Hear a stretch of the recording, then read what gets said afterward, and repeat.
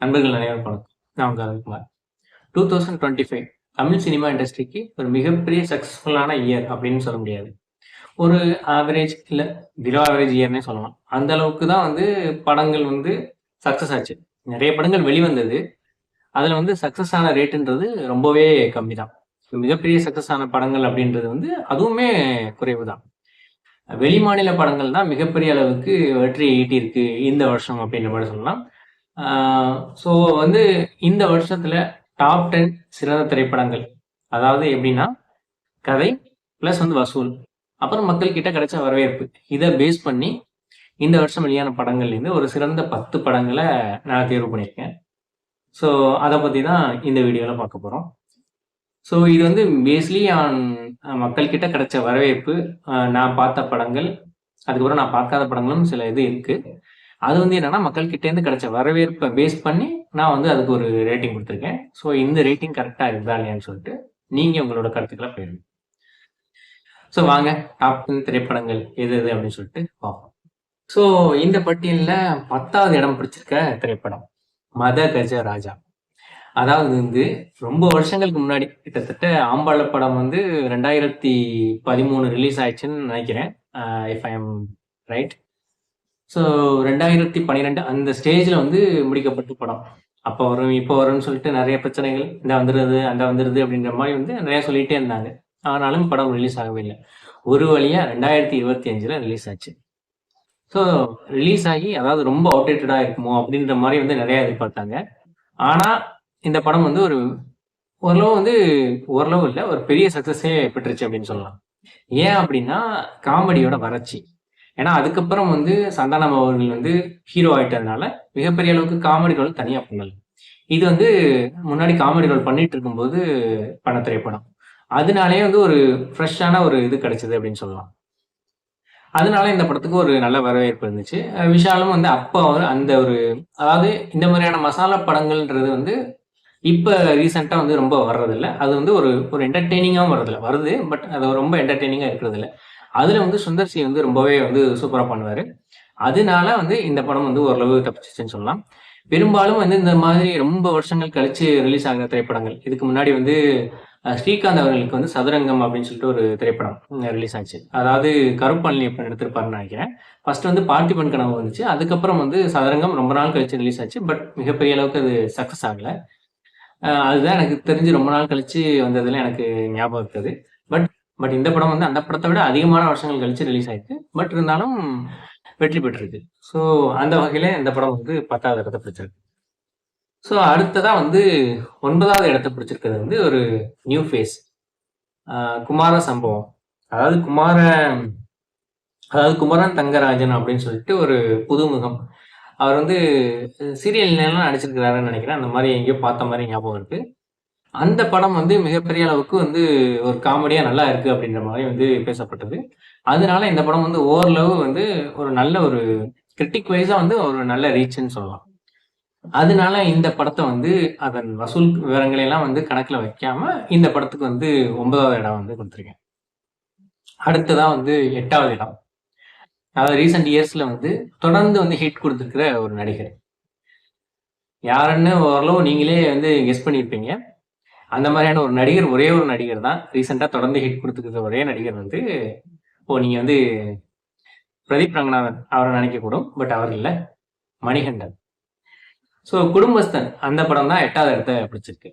So இந்த படம் ஒரு மிடில் கிளாஸ் மத்தியில, அதுவும் அந்த கோயம்புத்தூர் ஸ்லாங்ல படம் ரிலீஸ் ஆகியிருந்தாலும் இது ஒரு மிடில் கிளாஸ் மத்தியில மிகப்பெரிய அளவுக்கு ரீச்சை கொடுத்த ஒரு திரைப்படம் சொல்லலாம். அந்த அளவுக்கு அந்த படத்துல ரொம்ப யதார்த்தமா பண்ணியிருந்தாங்க. நக்லைட்ஸ் சேனல்ல ரொம்ப நாள் சக்சஸ்ஃபுல்லா டைரக்ட் பண்ணிக்கிட்டு இருந்த ராஜேஸ்வர் அப்படின்றவர் தான் இந்த படத்தை டைரக்ட் பண்ணியிருக்காரு. ஸோ இந்த படம் குடும்பஸ்தன் மணிகண்டனுக்கு ஒரு மிகப்பெரிய டேர்னிங் பாயிண்ட் அப்படின்னு சொல்லலாம். மிகப்பெரிய அளவுக்கு வயசானவர்கள் மத்தியிலையும் இந்த படம் ரீச் ஆச்சு. ஸோ இந்த படம் 8வது இடத்தை பிடிச்சிருக்கு. 7வது இடத்தை பிடிச்சிருக்கிறது 3 BHK, சித்தார்த் நடிச்ச படம். ஸோ இந்த படம் கிரிட்டிக் வைஸாகவும் ஓரளவு கலெக்ஷன் வைஸாகவும் நல்ல ஒரு ரீச்சை கொடுத்துச்சுன்னு சொல்லலாம். மிடில் கிளாஸோட ஒரு வீடு வாங்குறது எவ்வளவு தூரம் சிரமமா இருக்கும் அப்படின்னு சொல்லிட்டு அந்த ரியாலிட்டியோட வந்த ஒரு திரைப்படம். அதனால வந்து மிடில் கிளாஸ் பீப்புள் கிட்ட ஓரளவு நல்லா ரீச் ஆச்சு அப்படின்னு சொல்லலாம். அது கிரிட்டிக் வைஸாவும் கலெக்ஷன் வைஸாவும் ஓரளவு நல்ல ஒரு வெற்றியை பெற்ற ஒரு திரைப்படம். இந்த திரைப்படம் வந்து 7வது இடத்தை பெற்றிருக்கு.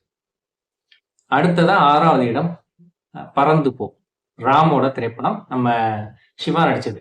ராம் சிவா கூட்டணி எப்படா ஒரு பொருந்தா கூட்டணியாச்சே, இவர் வேற மாதிரி வந்து டைரக்ட் பண்ணுவாரு, இவர் காமெடியாவே நடிப்பாரு, எப்படி இவங்களுக்கு 2 பேருக்கும் செட் ஆகும் அப்படின்ற மாதிரி வந்து ரொம்பவே ஒரு ஈகரா வெயிட் பண்ண ஒரு திரைப்படம் சொல்லலாம். இது எப்படி ஒரு காம்பினேஷன், இந்த காம்பினேஷன் எப்படி செட் ஆகும், வாய்ப்பே இல்லையே அப்படின்ற மாதிரி தான் இருந்தது. எப்படி வந்து ஒரு ஸ்டேஜ்ல வந்து செல்வராகவன் சந்தானம் அப்படின்ற மாதிரி வந்து ஒரு பேச்சு அடிபடிச்சோ, பட் அந்த படம் இன்னும் வரல அப்படின்ற மாதிரி நினைக்கிறேன். அது டிராப் அவுட் ஆயிடுச்சு அப்படின்ற மாதிரி நான் நினைக்கிறேன். ஸோ அந்த மாதிரி வந்து ரொம்பவே ஒரு ஆர்வத்தை கொடுத்த ஒரு திரைப்படம் சொல்லலாம். பறந்து போ, அது வந்து ஒரு வழக்கம் போல அவர் வந்து ராம் வந்து அந்த குழந்தைகள் உலகத்தை பத்தின அந்த ஒரு கதையா வந்து இதை பண்ணியிருந்தாரு. இந்த படம் வந்து மக்கள்கிட்ட ஓரளவு நல்ல ரீச் கொடுத்துச்சுன்னு சொல்லலாம். அதனால பறந்து போ இந்த ஒரு டாப் 10 பிளேஸ்ல வந்து 6வது இடத்தை பிடிச்சிருக்கு.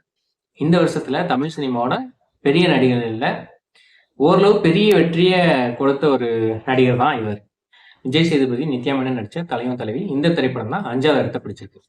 இந்த திரைப்படம் வந்து மிகப்பெரிய அளவுக்கு மக்கள்கிட்ட வந்து பெரிய ரீச் கிடைச்சிச்சுன்னு சொல்லலாம். அதுவும் வந்து ஒரு கமர்ஷியல் திரைப்படமா வந்து மிகப்பெரிய வெற்றி அப்படின்னு சொல்லலாம். ஸோ ரொம்பவே வந்து சக்ஸஸ்ஃபுல்லாக ஓடுச்சு. எல்லாருமே வந்து குடும்பத்தோட போயிட்டு பார்த்து மிகப்பெரிய அளவுக்கு கொண்டாடின ஒரு திரைப்படம்ன்ற மாதிரி சொல்லலாம். அதனால வந்து இந்த படம் வந்து 5வது இடத்தை பிடிச்சிருக்கு. அடுத்ததான் வந்து 4வது இடம். இந்த திரைப்படம் பொதுவாகவே வந்து ஒரு யூத் மத்தியில் வந்து மிகப்பெரிய ரீச்சை கொடுத்த ஒரு திரைப்படம்னு சொல்லலாம். ஒரு ஜென்சி கிட்டு அவங்க எல்லாருக்குமே பிடிச்சது. ஸோ தலைவன் தலைவி அந்த படமெல்லாம் வந்து ஒரு 90s கிட்டு, அதுக்கு முன்னாடி பிறந்தவங்க அவங்களுக்கு வந்து பிடிச்சிருக்கலாம். பட் இந்த திரைப்படம் வந்து ஒரு ஜென்சி கிட்டுக்கும் பிடிச்ச அளவுக்கு வந்து இது வந்து யார், அதாவது ஜென்சி கிட்டையும் இருக்கிற அளவுக்கு நம்ம சசிகுமார் நடிச்சிருந்தாரு அப்படின்றது தான் மிகப்பெரிய விஷயம். அந்த திரைப்படம் என்னன்னு கண்டுபிடிச்சிருப்பீங்க, டூரிஸ்ட் ஃபேமிலி. இந்த திரைப்படம் வந்து 4வது இடத்தை பிடிச்சிருக்கு. அதாவது வந்து ஒரு இலங்கையிலேருந்து வர்ற ஒரு குடும்பம் வந்து இங்கே வந்து இருந்து எப்படி வந்து ஒரு அன்பால் பிணைக்கப்படுறாங்க அப்படின்ற மாதிரியான கதை ஓட்டத்தில் இந்த திரைப்படம்ன்றது எடுக்கப்பட்டிருக்கு. ஸோ ரொம்ப ஒரு ஃபீல் குட் ஃபிலிமாக வந்து வந்திருக்கு. ரொம்ப நாளைக்கு அப்புறம் வந்து சிம்ரன் நடிச்சிருக்காங்க. சிம்ரன், சசிகுமார் இவங்க 2 பேரும் வந்து ஒரு பேர். அதுவுமே வந்து ஒரு வித்தியாசமாக இருந்தது. ஸோ இந்த திரைப்படம் வந்து அது வந்து ஒரு டிஃப்ரெண்ட் கலரை கொடுத்துச்சுன்னு சொல்லலாம். அதுக்கப்புறம் அதில் நடிச்சிருந்த ஒரு சின்ன பையன் அவருமே வந்து நல்லா நடிச்சிருந்தாரு. ஸோ அதில் நடிச்சிருந்த எல்லாருமே வந்து சூப்பராக நடிச்சிருந்தாங்க. அதனால இந்த திரைப்படம் வந்து 4வது இடத்தை பிடிச்சிருக்கு. அடுத்ததான் வந்து இந்த ஒரு டேபிளில் வந்து 3வது இடத்தை பிடிச்சிருக்கிறது வந்து டிராகன்.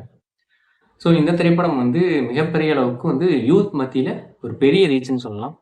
90s கிட்ட, ஜென்சி கிட்ட எல்லாருக்குமே வந்து மிகப்பெரிய அளவுக்கு பிடிச்ச ஒரு திரைப்படமாக வந்து டிராகன் இருந்துச்சு. ஒரு மிகப்பெரிய சோசியல் மெசேஜ் சொல்லக்கூடிய ஒரு திரைப்படமாக இருந்துச்சு. எப்படி வந்து ஒரு பொறுப்பற்ற தனமாக தெரிஞ்சு இருந்துட்டு அதுக்கப்புறம் வந்து மிகப்பெரிய அளவுக்கு வாழ்க்கையில் சக்ஸஸ் ஆகுறாரு அப்படின்ற மாதிரி ஒரு கதை போகும். பிரதீப் ரங்கநாதன் ஒரு மிகப்பெரிய அளவுக்கு வந்து சக்ஸஸாக கொடுத்துக்கிட்டே வர்றாரு. ஏற்கனவே வந்து லவ் டுடே திரைப்படம் வந்து நல்லா வெற்றி பெற்றுச்சு. அதுக்கப்புறம் வந்து டிராகனும் வந்து மிகப்பெரிய வெற்றின்னு சொல்லலாம். அதுக்கப்புறம் அந்த டியூடும் வந்து ஓரளவு நல்ல வரவேற்பு பெற்றுச்சு. இருந்தாலும் டியூடை விட வந்து டிராகன் திரைப்படம் தான் மிகப்பெரிய அளவுக்கு எல்லாராலையும் பாராட்டப்பட்டது அப்படின்ற மாதிரி சொல்லலாம். அந்த அளவுக்கு வந்து ஒரு சோசியல் மெசேஜாக கொடுக்குற ஒரு திரைப்படமாக இருந்தது. ஒரு ஊதாரியாக தெரிகிற ஒரு இளைஞன் வந்து எப்படி வந்து பொறுப்பாக மாறுறது அப்படின்ற மாதிரியான கதையாக இருந்தது. ஸோ அதை வந்து அவர் ஒரு ஒரு மைண்ட் ப்ராக்டிஸ் பண்ணி அதில் வந்து ஜெயிச்சிருப்பார். அது வந்து எவ்வளோ தூரம் அவருக்கு பின்விளைவுகளை கொடுக்குது அப்படின்ற மாதிரி வந்து நேர்மையாக நடந்தால் என்ன நடக்கும், அநியாயமாக நடந்தால் என்ன நடக்கும் அப்படின்ற மாதிரி இப்போ ஒரு சமூகத்துக்கு தேவையான நல்ல ஒரு கருத்தை சொல்கிற திரைப்படமாக இருந்தது. அந்த திரைப்படத்தில் வந்து மிஷ்கின் வந்து ரொம்ப சூப்பராகவே நடிச்சிருந்தார். அவர் வந்து படத்துக்கு ஒரு பெரிய பில்லர் சப்போர்ட்டாக இருந்தார். ஸோ இந்த திரைப்படம் வந்து மிகப்பெரிய அளவுக்கு யூத் மத்தியில் வந்து நல்ல ரீச் கொடுத்தது அப்படின்ற மாதிரி சொல்லலாம். அதில் வந்து நம்ம விஜய் சுத்து லாக்ஸ்லேருந்து வந்து 2 பேருமே நடிச்சிருப்பாங்க. ஸோ அவங்களும் வந்து நல்ல ஒரு அந்த படத்தை தூக்கி நிறுத்துறதுக்கு ஒரு காரணமாக இருந்தாங்கன்னு சொல்லலாம். இந்த திரைப்படம் வந்து இந்த வரிசையில் 3வது இடத்தை பிடிச்சிருக்கு. அடுத்ததா இந்த வரிசையில் வந்து 2வது இடத்தை பிடித்த திரைப்படம் எது? 2வது இடத்தை வந்து பைசன் காலமாடன் இந்த திரைப்படம் வந்து பிடிச்சிருக்கு. மாரி செல்வராஜ் அவர்களோட திரைப்படம். விக்ரம் அவர்களோட மகன் வந்து துருவ் நடிச்சது. ஸோ மிகப்பெரிய அளவுக்கு வந்து ஒரு கடுமையான உழைப்பு கொடுத்துருக்காரு துருவ்னு சொல்லலாம். இந்த படத்துக்காக ரொம்ப நாள் வந்து கடுமையாக உழைச்சி, அதாவது கிராமத்தில் போயிட்டு இருந்து அந்த ஒரு முறைகளை எல்லாம் கற்றுக்கிட்டு, அதாவது கபடி எப்படி விளையாடணும் அப்படின்றதெல்லாம் கற்றுக்கிட்டு, விவசாயம் முதற்கொண்டு எல்லாத்தையுமே கற்றுக்கிட்டு அதுக்கேற்ற மாதிரி வந்து அந்த கிராமத்தோட வாழ்வியலை வாழ்ந்து காட்டியிருக்காருன்னு சொல்லணும். அந்த அளவுக்கு வந்து ஒரு டெடிகேட்டிவான ஒரு ஆக்டர். யாரோட ரத்தம்? விக்ரம் அவர்களோட ரத்தம் இல்லையா? ஸோ அந்த ஒரு டெடிகேஷன்றது கண்டிப்பா இருக்கும். ஸோ அந்த ஒரு டெடிகேஷன்றது ஒரு மிகப்பெரிய வெற்றிய பெற்றுக் குடுத்திருக்கு நம்ம துருவுக்கு. ஸோ ரொம்ப நாள் வந்து ஒரு வெற்றி கிடைக்காம அப்படியே வந்து ரொம்ப தடுமாறிட்டே இருந்தாரு. இந்த திரைப்படம் வந்து அவருக்கு ஒரு மிகப்பெரிய பிரேக் த்ரூவா இருந்துச்சுன்னு சொல்லலாம்.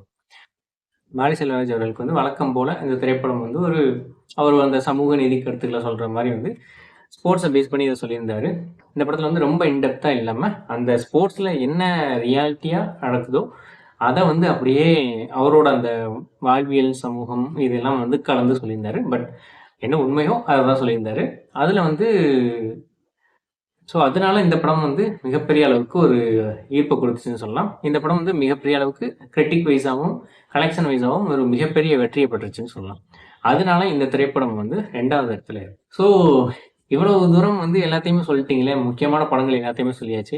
இந்த வரிசையில வந்து முதல் இடத்த எந்த திரைப்படம் பிடிச்சிருக்கு அப்படின்னு சொல்லிட்டு நீங்க எல்லாருமே ஆவலா எதிர்பார்க்கலாம். ஸோ இப்ப ரீசென்ட்டா ரிலீஸ் ஆன சிறை திரைப்படம் தான் முதல் இடத்த பிடிச்சிருக்கு. ஸோ ரிலீஸ் ஆன உடனே வந்து இந்த திரைப்படம் வந்து மிகப்பெரிய அளவுக்கு பேசப்பட்டிருக்குன்னு சொல்லலாம். ஏன்னா வந்து ஏற்கனவே டானக்கரன் அப்படின்ற ஒரு வெற்றி படத்த குடுத்த இயக்குனர். அவரோட கதை தான் அப்படின்ற மாரி சொல்லப்படுது. ஸோ சிறைன்ற இந்த திரைப்படம் வந்து அந்த சிறைக்குள்ள இருக்கிற ஒரு கைதி. அதாவது முஸ்லீம் கைதி. டியூட்டில ஒரு ஜெயில்லேருந்து இன்னொரு ஜெயிலுக்கு வந்து கூட்டிட்டு போறாங்க. ஸோ அதுக்கு நடுவுல வந்து என்ன மாரியெல்லாம் நடக்குது அப்படின்றத பத்தின இந்த சமூகத்துல எப்படி நடக்குது அப்படின்றத பத்தி சொல்லியிருக்காங்க. ஏன்னா இது வந்து ஒரு உண்மை கதைய தழுவி வந்து எடுக்கப்பட்டதா சொல்றாங்க. இயக்குனர் வந்து ஏற்கனவே போலீஸா இருந்திருக்கிறாரு. அவரோட வாழ்க்கையில சந்திச்ச ஒரு தருணத்த தான் இந்த கதையில வந்து எடுத்திருக்கிறதா சொல்லப்படுது.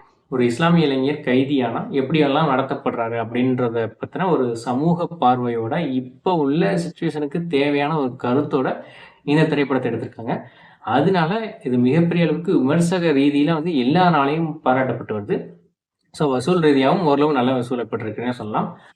அதனால இந்த திரைப்படத்த வந்து முதல் இடத்துல வச்சிருக்கிறோம். ஸோ இதுதான் வந்து ஓரளவு கரெக்ட்டா தான் பண்ணியிருக்கேன் அப்படின்ற மாரி தான் நான் நினைக்கிறேன். இந்த ஒரு டாப் 10 வரிசைன்றது கரெக்ட்டா? ஸோ நீங்க என்ன நினைக்கிறீங்க? இல்ல இதுல வந்து வேற ஏதாவது படங்கள வந்து இணைச்சிருக்கணுமா? அப்படின்றத பத்தின உங்களோட கருத்துக்கள கமெண்ட் பண்ணுங்க. என்னோட இந்த வீடியோ பிடிச்சிருந்துச்சுன்னா, இத வந்து லைக் பண்ணுங்க. இத வந்து எல்லாருக்கும் ஷேர் பண்ணுங்க. ஏகே பெர்ஸ்பெக்டிவ் சேனலுக்கு சப்ஸ்கிரைப் பண்ணுங்க. நன்றி, வணக்கம்.